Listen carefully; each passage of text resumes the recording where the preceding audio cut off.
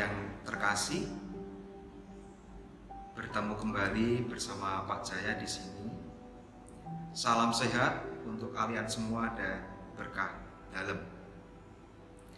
Anak-anak, tema pertemuan kita kali ini adalah Yesus roti surgawi yang memberi hidup. Sebelum kita mulai pelajaran kita pada kali ini, silakan anak-anak menyimak pengantar dengan menonton sebuah film singkat tentang Yesus yang menjelaskan, yang memperkenalkan diri kepada semua orang sebagai roti yang turun dari surga. Silahkan menyimak dan menyaksikan.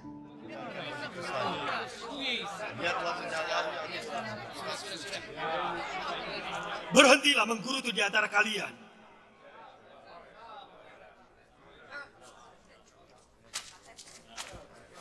Tidak seorang pun bisa datang kepadaku jika Bapa yang mengutus aku tidak membawa dia kepadaku. Dan aku akan membangkitkan mereka pada hari kiamat.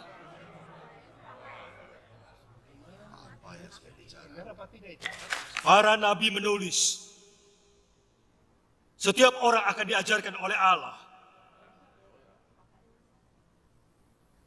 Semua orang yang mendengar Bapa dan belajar dari dia, datang kepadaku.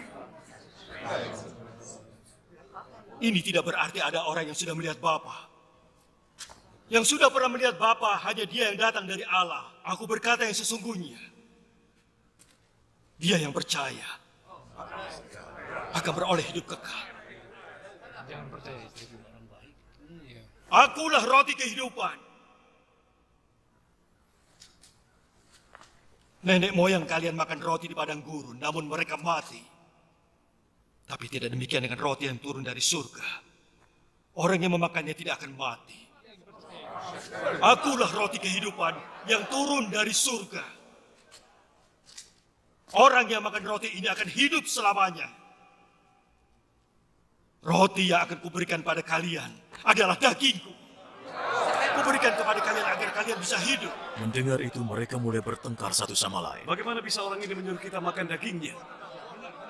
Aku berkata yang sesungguhnya.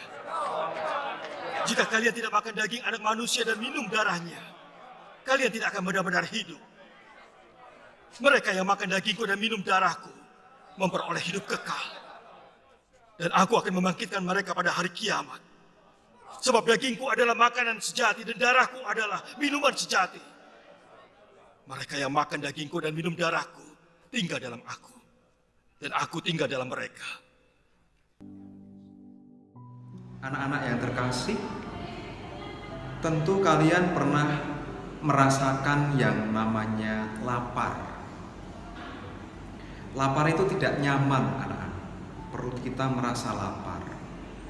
Lapar itu bisa membuat kita itu lemas, tidak semangat, dan kalau tidak segera makan, kita bisa sakit. Bahkan pada kasus tertentu, manusia yang kekurangan makan itu bisa mati.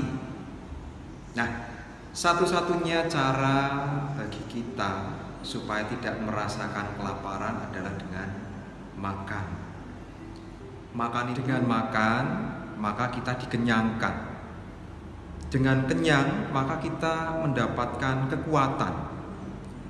Maka kita bisa melakukan apapun dengan baik, dengan maksimal, dan dengan semangat kalau kita kenyang dan kebutuhan makan kita tercukupi. Anak-anak yang terkasih, pada zaman dahulu ketika zaman Yesus, roti ini menjadi makanan pokok bagi mereka. Kalau kita, makanan pokok kita adalah nasi, kalau mereka pada waktu itu adalah roti. Roti menjadi kebutuhan pokok bagi mereka. Kalau mereka merasakan lapar, maka mereka harus makan. Anak-anak yang terkasih, dalam film yang kalian saksikan tadi, Yesus memperkenalkan diri kepada semua orang sebagai roti yang hidup yang turun dari surga. Hal ini membuat orang-orang kebingungan. Bagaimana mungkin Yesus menyamakan dirinya dengan makanan? Hal ini tidak masuk akal bagi mereka. Yesus berkata bahwa setiap orang yang menyantap tubuhnya dan meminum darahnya tidak akan mati lagi dan akan mengalami hidup yang kekal.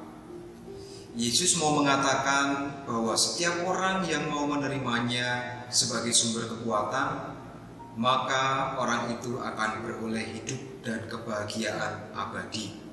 Karena Yesus akan tinggal di dalam orang itu, dan orang itu akan tinggal di dalam Yesus.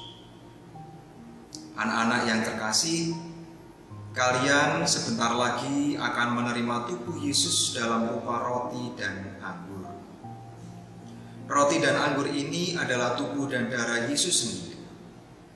Ketika kalian nanti menerima tubuh dan darah Yesus, maka Tuhan sendiri telah berkenan untuk tinggal dan hidup di dalam kalian secara pribadi atau personal.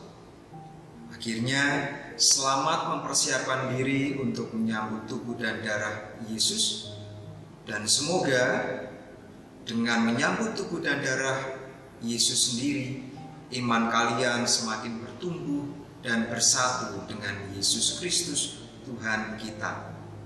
Rahmat Tuhan membantu kita untuk itu. Tuhan memberkati.